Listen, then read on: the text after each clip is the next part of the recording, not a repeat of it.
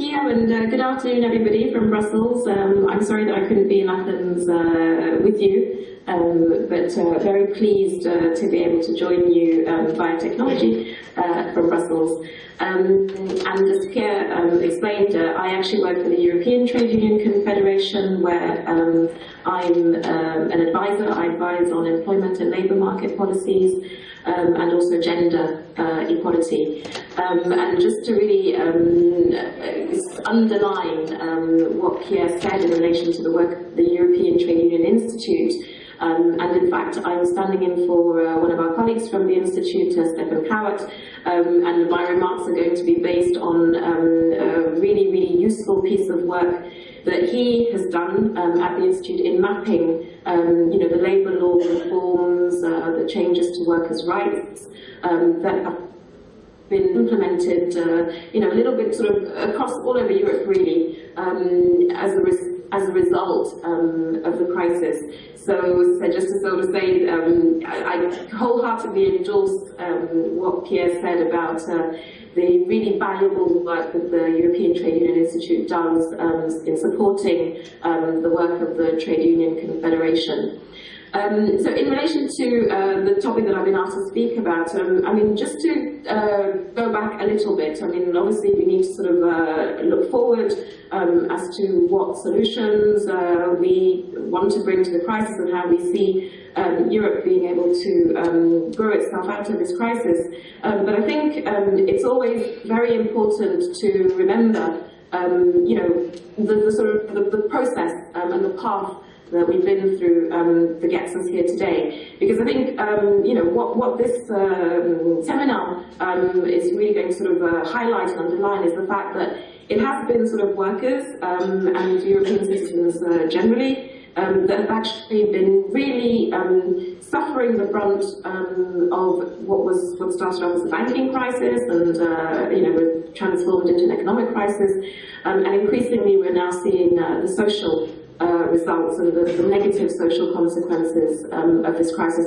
We have record unemployment in Europe and in the Eurozone. We have increasing poverty. And unfortunately, the Europe 2020 strategy goals, which was to increase European unemployment and to reduce poverty in Europe, are looking, well, and not even just looking, they're actually going further and further away from us. And it's very hard to see how, if we continue with the current policies that are being promoted by the European Union and by the member states, how we have any chance whatsoever of actually reaching those goals by 2020.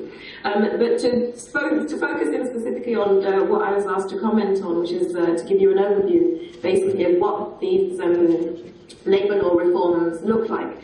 I mean, I think one thing to sort of say at the outset is that even though, I mean, in some of the countries, I mean, you'll hear from our Greek colleague who will be able to tell you much more informatively than I will about the situation in Greece. But in Greece and Portugal, and Ireland, where we've had countries that have actually been under memorandums of understanding by the Troika, obviously they have had to impose, or they have had to adopt a lot of these draconian changes as a result of what's been imposed on them as the conditions for actually getting assistance from the Commission and the European Central Bank and the IMF.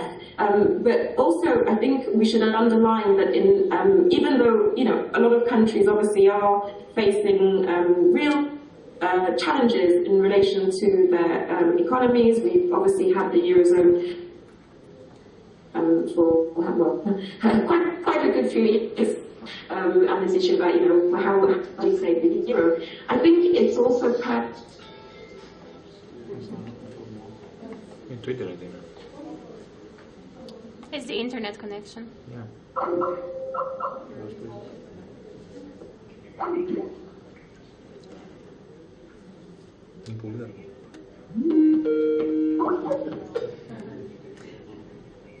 Hello, can you hear me? Yes, yeah, we were interrupted, so I stopped my So you have 6 minutes left. The joys of technology. Yeah. The joys of technology.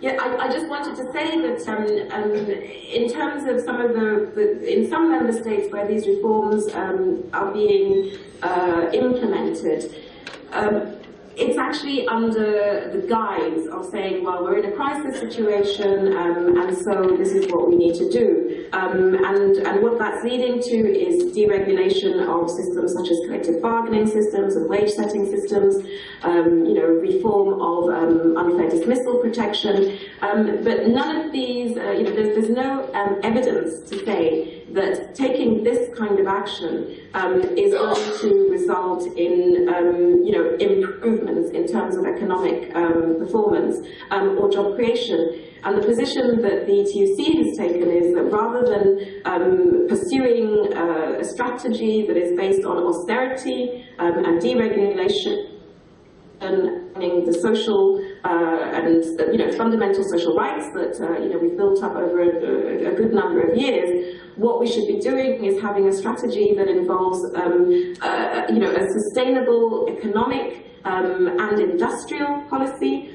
one that's going to look at what jobs do we need for the future, one that's going to be investing in the green economy and quality jobs and jobs that are going to actually give people a decent future and a decent life, and jobs that are actually going to be well paid, rather than what we're seeing at the moment, which is where there are jobs being created, these jobs being very poor quality, being very poor, being low paid, and jobs that are sort of on new types of contract, which are leading to ever more flexibility and even more precariousness.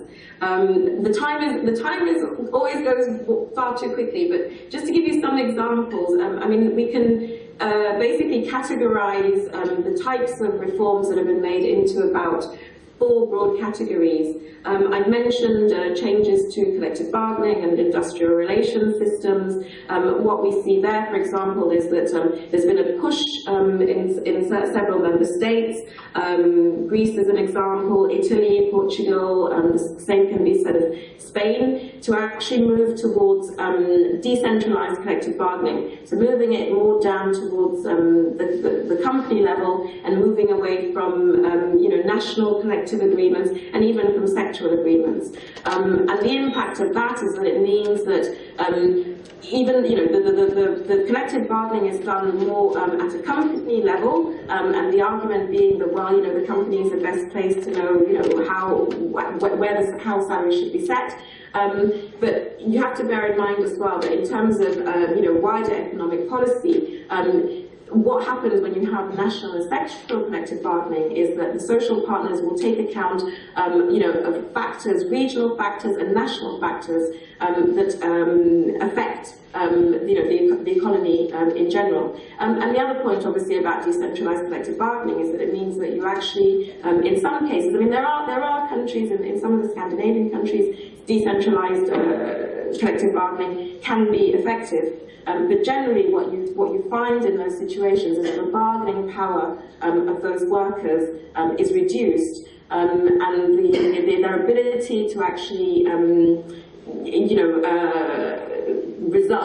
to gain terms and conditions and wages that are in their favour is very much reduced. So that's one aspect of what we've been seeing happening. Another aspect is the increase in, and I alluded to this as well, is the increase in atypical forms of working. So, for example, we see that even though we have in Europe a European directive that covers fixed-term workings, we see that actually, the loopholes or the weaknesses in this legislation are starting to be apparent, where we have, for example, I'll give you an example of Spain, where previously the length of time for fixed-term contracts, for one fixed-term contract was 6 months, and that has now been increased to 3 years.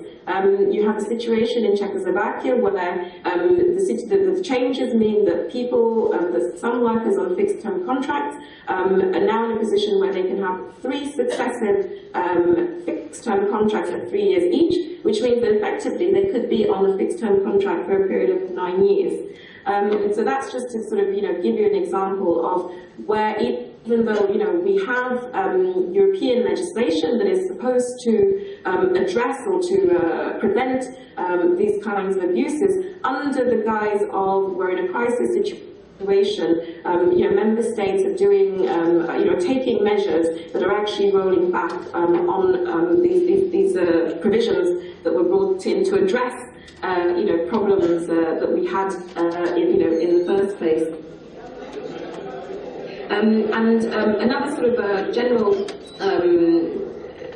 general reform that's being made in other countries is in relation to working time.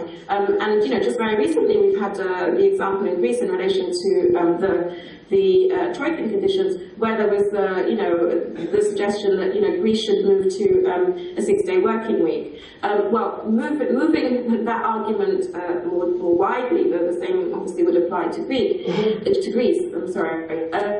We're in a situation, as I mentioned, of mass employment across Europe. Do we really want people to be working even longer hours, or should we be saying that actually we should try and sort of reduce working time so that can actually maybe free up the possibility of new jobs for other leagues? And interestingly, in the early stages of the crisis, the idea of short working time, negotiated reduced working time, such as we saw in Germany, was very much promoted, as a successful way of dealing with the crisis. And now we see that actually the opposite is being, promoted by the Troika and others. I think I've probably exceeded my time already, but I'll just end. You should conclude. Yes, give you 30 seconds to conclude. Yeah. Thanks. Just to conclude, in terms of what we want to, or what we're trying to do in terms of the European trade union movement to address these issues. I mean, we have put forward our alternative plan, which, as I alluded to, refers to investment, the need to, look into how to develop the green economy, sustainable quality jobs. We've also, I'm not sure, I can't see you, but I'm hoping that you can still see me. We at the European Trade Union Confederation have also put forward a proposal for a social contract for Europe, and I don't have the time to really go into it now, but it's on our website, and it really sets out what our vision of what a future, Europe future should be, and we're inviting European institutions, civil society to join us in having a discussion as to what we need to do to ensure that those hard-won social and fundamental rights values, which we all hold so dear, are not eroded under the guise of this current crisis. So anyway, very happy to take questions afterwards, but I'll stop there, and thank you for indulging me and giving me a few minutes extra.